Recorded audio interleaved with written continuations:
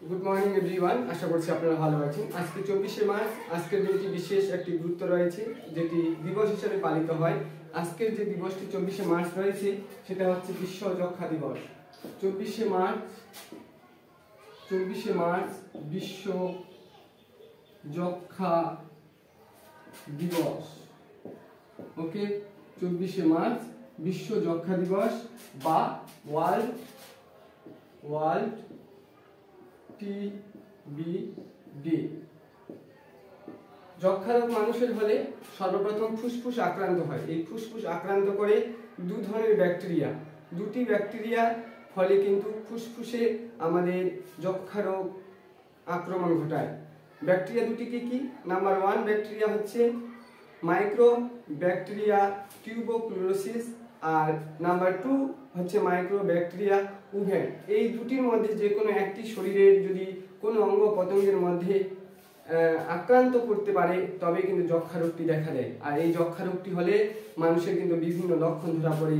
মাথা ব্যথা হয়, কাশি, বুকে ব্যথা, তারপরে খিদে কমে যাওয়া, ওজন হ্রাস পাওয়া, এই সমস্ত লক্ষণগুলো যদি দেখা যায় তবে টিবি রোগ হয়।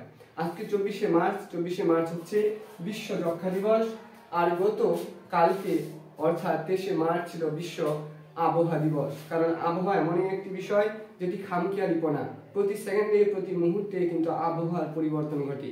তার আগের দিন যদি আমরা যাই 22শে মার্চ, তো 22শে মার্চ হচ্ছে বিশ্ব জল দিবস। কি বললাম? 23শে মার্চ হচ্ছে কি ছিল? আবহাওয়া দিবস। মনে রাখবেন আবহাওয়া দিবস। তারপর যদি আমরা আরো পিছনে যাই 22শে মার্চ, তো আমাদের কিন্তু কি হবে?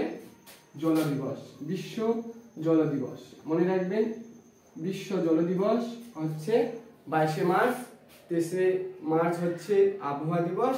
আজকের যে দিনটি এই সকালবেলায় করা হচ্ছে ভিডিওটি, সকাল সকাল সে ভিডিওটি উদ্দেশ্য হচ্ছে বিশ্ব যক্ষ্মা দিবস, অর্থাৎ যক্ষ্মা রোগ যেন না হয় সেদিকে লক্ষ্য রেখে আমাদের এগিয়ে যেতে হবে।